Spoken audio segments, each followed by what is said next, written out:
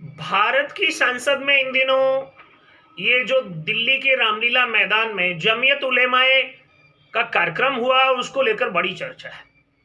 एक जैन साधु ने उनके मंच पर जिस प्रकार की प्रतिक्रिया दी और जिस प्रकार का उनका आयोजन था, उस सारे विषय में एक बड़ी पोल खुल गई है। वहां जमीयत के लोग बड़ी बेबाकी से कह रहे थे, हम संविधान का सम्मान करते हैं, भारतीयता का सम्मान करते हैं। और मदनी ने तो बड़े जोश में आकर यह भी कह दिया कि पैगंबरों की श्रृंखला में पहले पैगंबर भारत में पैदा हुए, इस्लाम की जन्मभूमि भारत है। यानी इतनी सारी झूठ बोली गई और बड़ी बेबाकी से बोली गई। लेकिन जैन साधु ने जिस प्रकार उनका विरोध किया और जिस प्रकार उनका पोल खोला, जिस प्रकार कार्यक्रम की आयोजन को पलीता लगा, उसके बाद एक चर्चा जरूर हो रही है। अगर इस देश का मुसलमान इस देश की सांस्कृतिक राष्ट्रवाद को प्रेम करता है, इस देश से प्यार करता है, इस देश में ही अपने पहले पैगंबर का जन्म स्थान मानता है, तो हज के लिए अरब क्यों जाना भाई? पहले पैगंबर का जन्म स्थान कहाँ है, वहीं कर लो ना हज। झूठ बोलने की कोई हद होती है। जिस प्रकार का जमीयत उलेमा का एजेंडा था और जिस प्रकार जैन मुनि ने उसका पटाक्षेप किया, उसके बाद एक चर्चा और उठती है। जितने भी भारतीय मुसलमान हैं वो अपना नाम अरबी क्यों रखते हैं? अगर भारत में रहते हैं, भारत में अरबी का प्रचलन नहीं है, तो भारतीय नाम रखो ना। अरबी नाम रखने के पीछे की कारण क्या है? जितने प्रकार के भारतीय नाम है उन सबको तिलांजलि देकर सारे के सारे अरबी भाषा से लिए गए शब्दों में अपनी आने वाली पीढ़ियों के, अपने बच्चों के नाम रखना, कहीं न कहीं इसके पीछे उनका जो एजेंडा है, उनका जो मंतव्य है, उसकी कहानी का पटाक्षेप है। संविधान दिखावा है। संविधान से ज्यादा उनको अगर कोई चीज प्यारी है तो वो चीज है उनकी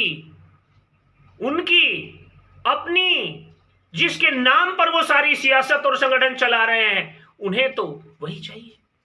और जिसके लिए यहां शरीयत से बड़ा संविधान वो मानते हैं, ऐसा कब बोल रहे हैं वो तो खुद कहते हैं उनके लिए इस्लाम फर्स्ट, नेशन सेकंड, संविधान सेकंड, बाकी सब बातें सेकंड। इस प्रकार की मानसिकता और उस मानसिकता के पीछे शिक्षण, प्रशिक्षण और पोषण का काम इस देश के मदरसों में होता है। इस देश के मदरसे संविधान की शिक्षा नहीं देते। इस देश के मदरसे बच्चों के नाम भारतीय परिवेश के अनुरूप रखने की इजाजत नहीं देते।